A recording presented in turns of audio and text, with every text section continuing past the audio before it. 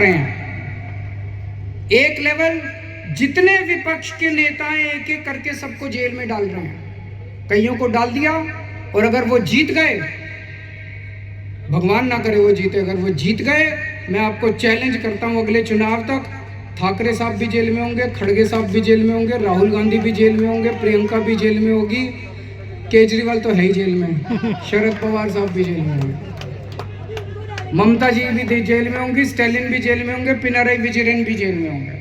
तो एक उनके लेवल पे काम कर रहे हैं, विपक्ष को सबको जेल में डाल दो, जैसे पुतिन ने, शेख हसीना ने, जैसे पाकिस्तान वालों ने जेल में डाला। और दूसरे लेवल पे उनकी अपनी बीजेपी पार्टी में जितने नेता हैं सबको पैदल कर दिया, सबकी राजनीति खत्म कर दी। देवेंद्र फडणवीस को खत्म कर दिया, उन्होंने शिवराज सिंह चौहान को खत्म कर दिया, वसुंधरा राजे को खत्म कर दिया, डॉक्टर रमन सिंह को खत्म कर दिया, खट्टर साहब को खत्म कर दिया। एक ही बचा है, कौन है? अगला किसका नंबर है? अगला किसका नंबर है? सारा देश जानता है अगला नंबर योगी आदित्यनाथ का है।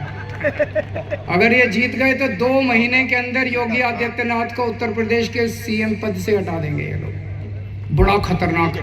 एक ही नेता बचेगा और वो भी बस वही राज करना चाहते हैं। लेकिन एक और चीज है, 2014 में जब मोदी जी प्रधानमंत्री बने थे, उन्होंने एक नियम बनाया बीजेपी के लिए कि जो नेता 75 साल का हो जाएगा बीजेपी में, उसको रिटायर करना पड़ेगा, उसको अपना पद छोड़ना पड़ेगा, उसको टिकट नहीं मिलेगी, और अगर वो किसी पद पे काम कर रहा है तो उसे इस्तीफा देना पड़ेगा।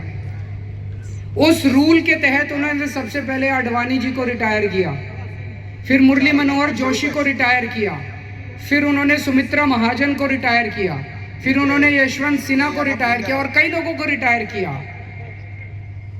अगली साल 17 सितंबर को मोदी जी 75 साल के हो रहे हैं।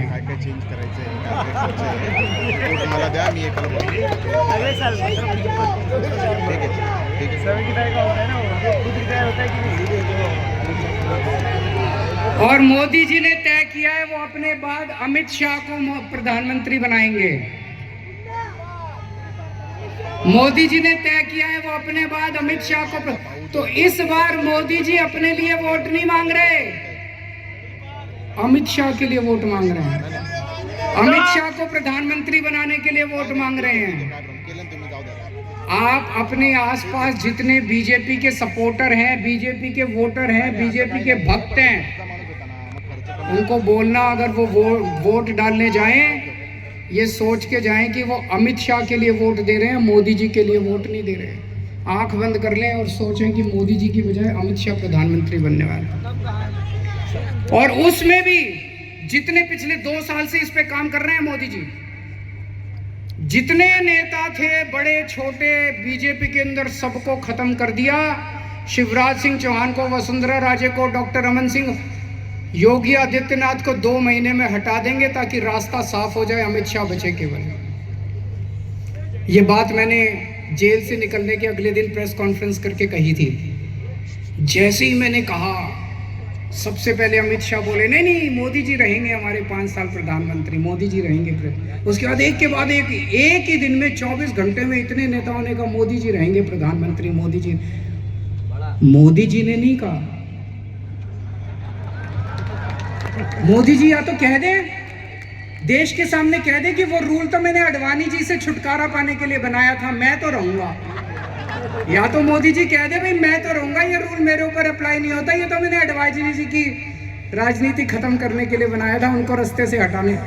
लेकिन अभी तक मोदी जी नहीं बोले। इसका मतलब मोदी जी रिटायर करेंगे और यूपी के मुख्यमंत्री को हटाया जाएगा।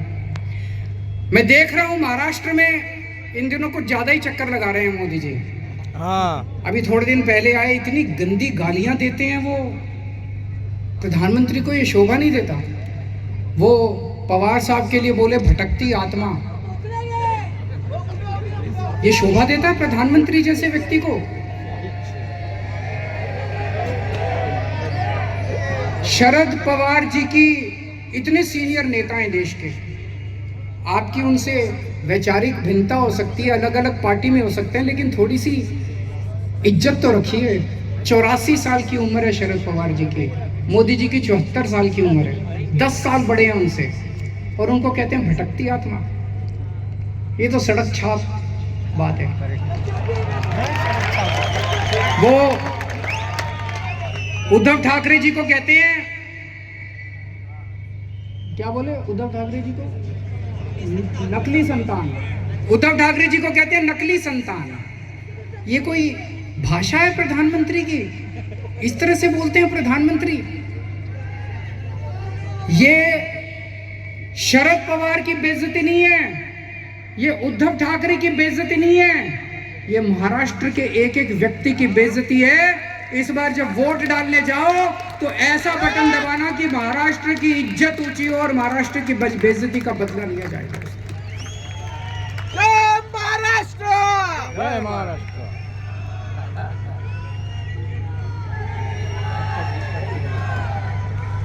मेरे को इन्होंने 21 दिन की मोहलत दी है सुप्रीम कोर्ट ने। मुझे उम्मीद नहीं थी कि मैं जेल से बाहर आऊंगा इतनी जल्दी, लेकिन बजरंगबली की कृपा है मेरे ऊपर। बजरंगबली की कृपा है। अचानक एक दिन मैं सेल में बैठा था, मेरा 25 नंबर सेल है, जेल नंबर, अब दोबारा जाना है मुझे, आप लोग मुझे चिट्ठी लिख सकते हैं जेल में। Cell number 25, jail number 2, Tihar jail. और मेरे सेल में 2-2 सीसीटीवी कैमरे लगा दिए मोदी जी ने, 2 सीसीटीवी कैमरे हैं, 24 घंटे मेरी मॉनिटरिंग होती है। 13 अफसर बिठा रखे हैं, एक एक अफसर के पास 2-2